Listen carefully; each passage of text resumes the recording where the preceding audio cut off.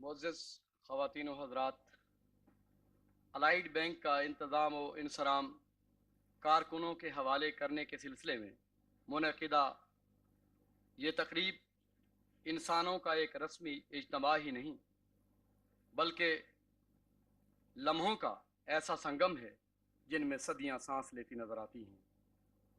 ہمارے محبوب قائد جناب محمد نواز شریف کی آمد نے ان لمحوں کو امر، جاویدہ، انمٹ اور پہم بنا دیا ہے، اور یوں لگتا ہے کہ اب ان ساعتوں کے سینوں سے انسان کی ارتقائی تحریک کا جھرنا پھوٹ رہا ہو۔ میں الائیڈ بینک کے کارکنوں کی جانب سے انہیں خوش آمدید کہتا ہوں۔ لگتا ہے الائیڈ بینک کے آنگن میں خوشیوں کی رم جھم برسنا شروع ہو گئی ہے۔ 2 ہی دن بعد صبح آزادی طلوع ہونے والی ہے، وطن عزیز کی صبح آزادی، وہ وطن جو ہمارے خوابوں کی حسین تعبیر ہے، جو ہماری آرزوؤں کا حسین ماحصل ہے۔ صبح آزادی قوس و قزح کے رنگوں سے سجی ہوئی، تتلی کے پروں کی طرح خوبصورت، اور یہ دن، خوشیوں کے یہ پہم دن، آپ کی شفقت اور مہربانی کی وجہ سے کارکنوں کے حصے میں آئے ہیں۔ یہ تاریخ کا ایک بہت بڑا موڑ ہے۔ خوشیوں کے ان دنوں کے حوالے سے 2 شعر: نصیب آزمانے کے دن آ گئے ہیں، قریب ان کے آنے کے دن آ گئے ہیں، صبا پھر ہمیں ڈھونڈتی پھر رہی ہے، چمن کو سجانے کے دن آ گئے ہیں۔ اور اب استقبالی کلمات کے لیے تشریف لاتے ہیں عزت مآب جناب سرتاج عزیز، وفاقی وزیر خزانہ۔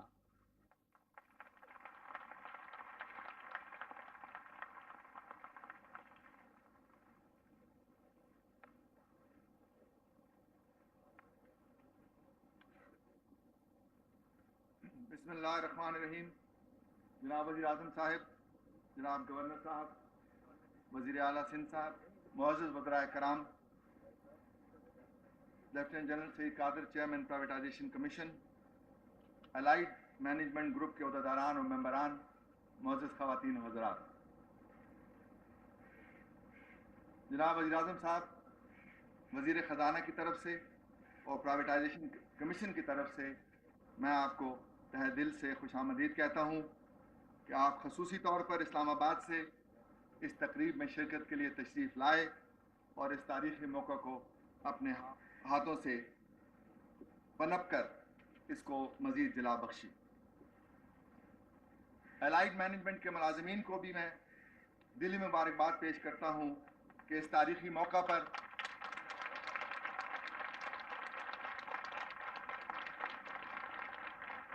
انہیں اپنے بینک کی ملکیت لینے کی سعادت نصیب ہوئی۔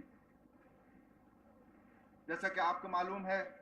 حکومت کی پرائیویٹائزیشن پالیسی کا اعلان نومبر میں حکومت کے فوراً آنے کے بعد کر دیا گیا تھا، اور اس پالیسی کا مقصد تھا وہ تمام عوامل جس نے ہماری ترقی پہ بریک لگا رکھے تھے، جس میں ہمارے قومی خزانے کا نقصان ہو رہا تھا، جس میں ہمارے عوام کو اور صنعت کاروں کو اور تاجروں کو اپنی پوری صلاحیت کے ساتھ کاروبار کرنے کا موقع نہیں ملتا تھا، ان کو ان سلاخوں سے آزاد کر کے ترقی کا عمل تیز کیا جائے، سرمایہ کاری کا عمل تیز کیا جائے۔ اس سلسلے میں آپ نے جناب وزیر اعظم صاحب سب سے پہلے صنعتی پالیسی کا اعلان کیا کہ اب کوئی پابندی نہیں، جو جہاں صنعت لگانا چاہے وہ لگا سکتا ہے، کوئی اس کی بھی پابندی نہیں کہ کتنے کی صنعت لگائے، بغیر کسی اجازت کے یہ کام ہو سکتا ہے۔ لیکن جیسا آپ کو معلوم ہے، اگر صنعت کی ترقی کے بعد قرضے لینے کے لیے اسی حکومتی بینکوں کے پاس جانا پڑے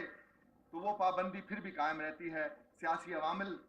ویسے ہی رہتے ہیں، اور جو میرٹ کا فلسفہ ہے قرضے دینے کا وہ پوری طرح عمل میں نہیں آ سکتا۔ اس لیے بینکوں کی پرائیویٹائزیشن صنعتی پالیسی کے ساتھ ساتھ آپ کی پالیسی کا ایک بہت اہم جز تھا، اور اسی لیے اس پہ سب سے پہلے پیش رفت ہوئی، اور جیسا آپ کو معلوم ہے 4 ماہ کے اندر اندر مسلم کمرشل بینک کو نجی تحویل میں دے دیا گیا، اور اس کے بعد دوسرا بینک الائیڈ بینک تھا۔ اس کے لیے مئی کو پری کوالیفیکیشن کے لیے پرائیویٹائزیشن کمیشن نے درخواستیں طلب کیں، اور 11 درخواستیں کل آئیں، لیکن سب سے جو اہم درخواست تھی وہ ملازمین کی طرف سے تھی،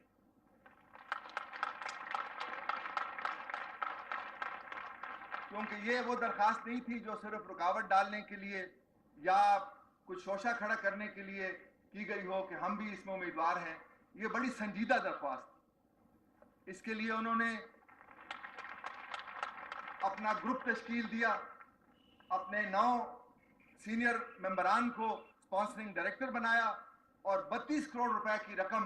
زیور بیچ کے اور قرضے لے کے حاصل کی.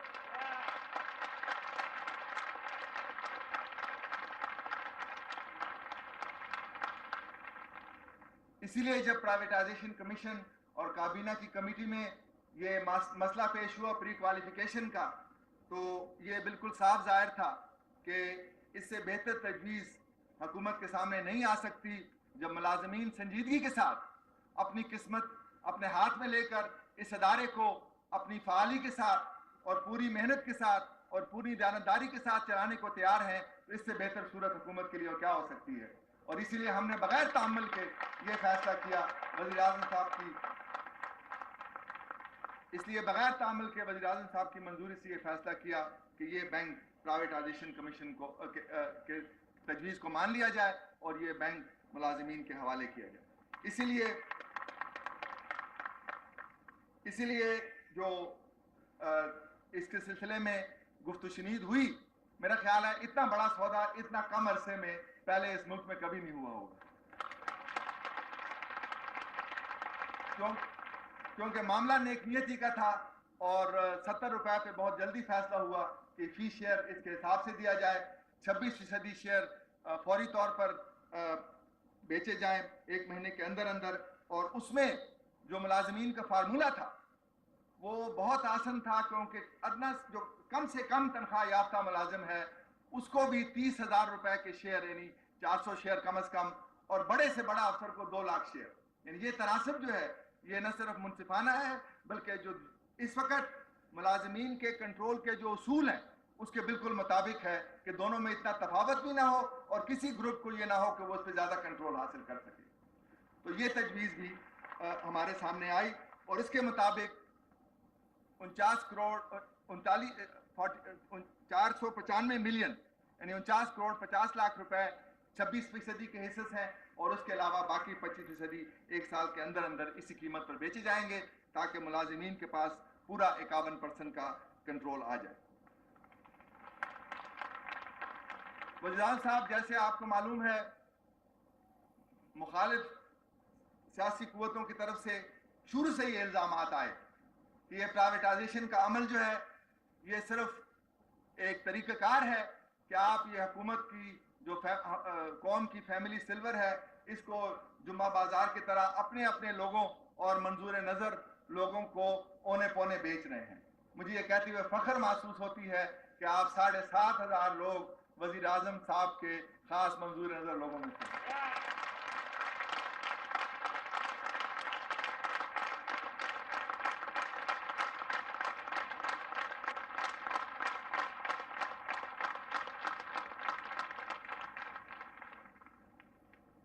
وزیر اعظم صاحب, یہ صرف پرائیویٹائزیشن کا عمل نہیں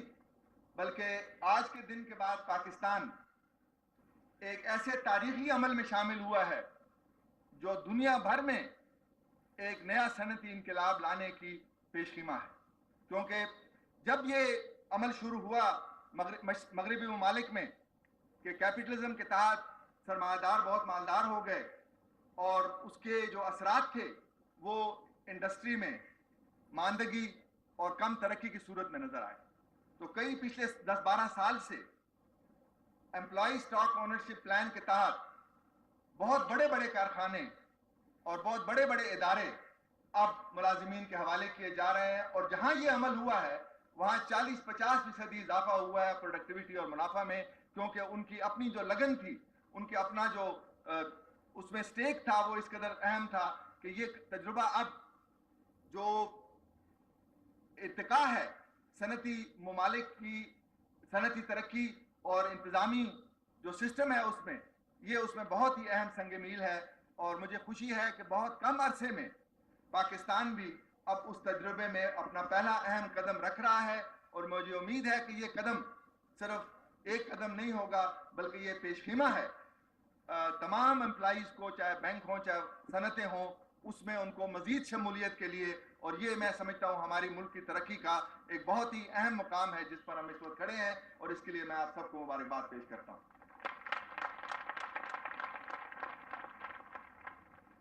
مجھے یہ بھی یقین ہے کہ یہ بینک ملازمین اور اپنے نئے مالکوں کی نگرانی میں اس قدر اچھی طرح سے چلے گا جس طرح پرائیویٹ سیکٹر کا کوئی بھی بینک چل سکتا ہے اس ملک، اور یہ ثابت کر کے دکھائیں گے کہ دیانتداری کے لحاظ سے، ترقی کے لحاظ سے، اصولوں کے لحاظ سے یہ بینک کسی سے پیچھے نہیں ہے، اور 1 سال کے اندر اندر اس کی بیلنس شیٹ میں انشاءاللہ، اور ابھی تک ہمیں جو اطلاعات موصول ہوئی ہیں، جو منصوبے آپ نے بنائے ہیں اس بینک کو چلانے کے، وہ بہت ہی خوش آئند ہیں، اور ہم نہ صرف یہ کہ ان کو بڑی حوصلہ افزائی سے اور بڑی شوق سے سنیں گے اور اس کا انتظار کریں گے، بلکہ اس میں جو اعانت حکومت سے ہو سکی وہ بھی کریں گے، تاکہ یہ بینک پاکستان کے بہت ہی اہم بینکوں کی صف میں آئندہ جا کے کھڑا ہو، اور لوگ کہہ سکیں کہ یہ تجربہ جس میں امپلائیز نے یہ بینک کو لیا یہ بہت کامیاب ہوا، اور اسی لیے اس کو آگے لے جانا اور دوسری صنعتوں پہ اس کا اطلاق کرنا نہ صرف ملازمین کے حق میں ہے بلکہ قوم کے حق میں، اور اسی لیے میں ان الفاظ کے ساتھ آپ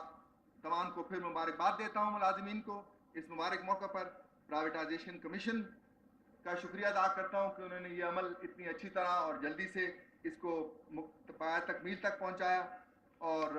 وزیر اعظم صاحب آپ کا آخر میں شکریہ ادا کرتا ہوں کہ آپ اس مبارک موقع پر تشریف آ کے اس تاریخی عمل کو آپ نے آگے لے جانے کا تہیہ کیا، اور ان الفاظ کے ساتھ میں امید کرتا ہوں کہ پرائیویٹائزیشن کا جو عمل ہے وہ اگلے آئندہ چند مہینوں میں اور بھی تیز ہوگا اور قوم کے ترقی کے مقاصد میں اہم کردار ادا کرے گا۔ بہت بہت شکریہ۔